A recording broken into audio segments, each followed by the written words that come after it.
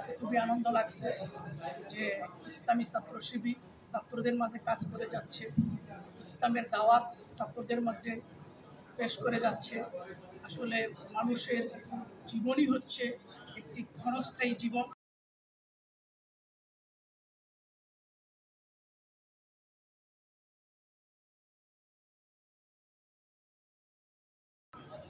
যে মানুষ একটা সময় দুনিয়াতে থাকবে, তারপর তার দুনিয়ার সফর শেষ করে আল্লাহর সান্নিধ্যে চলে যাবে।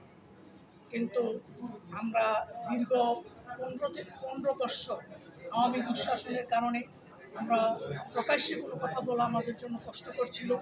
আপনাদের সাংবাদিকদের সামনে আমরা এভাবে দাঁড়িয়ে যে আপনারা সাক্ষাৎকার নিচ্ছেন, আমরা সাক্ষাৎকার দিচ্ছি প্রেস ক্লাবের মতো একটি জায়গায়, এখানে আমাদের জন্য এটা ছিল কষ্টের, এটা ছিল বেদনা। কিন্তু আমরা 1971 সালের মুক্তিযুদ্ধের কথা শুনেছি আমাদের বাপ দাদাদের কাছে, কিন্তু আমরা সেই মুক্তিযুদ্ধ দেখিনি। কিন্তু আজকে ছাত্রদের গণ অভ্যুত্থানের মাধ্যমে যে দ্বিতীয় স্বাধীনতা আমরা পেয়েছি, এই স্বাধীনতার মাধ্যমে আমরা আজকে প্রকৃত স্বাদ পেয়েছি। শুধু স্বাদ নয়, যে দীর্ঘ 15টি বৎসর মানুষের কোনো বাক স্বাধীনতা ছিল না। ইসলামের কথা বলা এটা মানুষের জন্য ছিল একটি কষ্টের বিষয়। যখনই কোনো ইসলামের কথা বলতো তাদেরকে বিভিন্ন রকম তুকমা দেওয়া হতো, তাদেরকে বিভিন্ন রকমের অপপ্রচার প্রপাগান্ডা দেওয়া হতো। কিন্তু আজকে ইসলামী ছাত্র শিবিরের মতো একটি বড় সংগঠন এই প্রেস ক্লাবে তাদের মুরব উন্মোচন অনুষ্ঠান করেছে। এজন্য আমরা এসে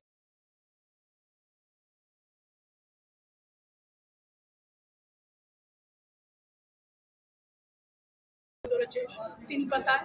সেই 3 পাতায় কিভাবে গণ অভ্যুত্থান হয়েছে, গণ অভ্যুত্থানের কেন প্রয়োজনীয়তা ছিল, এবং গণ অভ্যুত্থানে কারা, আবু সাইদ থেকে শুরু করে যে সমস্ত ভাইয়েরা শাহাদাত বরণ করেছে তাদের চিত্র তুলে ধরা হয়েছে, এবং 9 দফা আন্দোলন থেকে 1 দফা কীভাবে রূপ নিল এই রূপরেখাগুলি তুলে ধরা হয়েছে।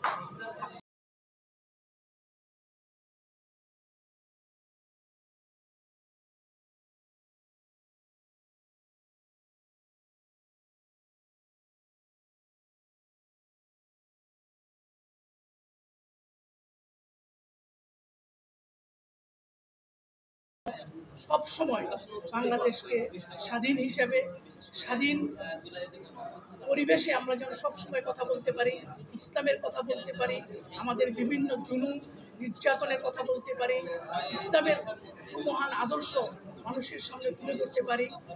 আমরা সেই চেষ্টা এবং আকাঙ্ক্ষা আপনাদের কাছে কামনা করছি।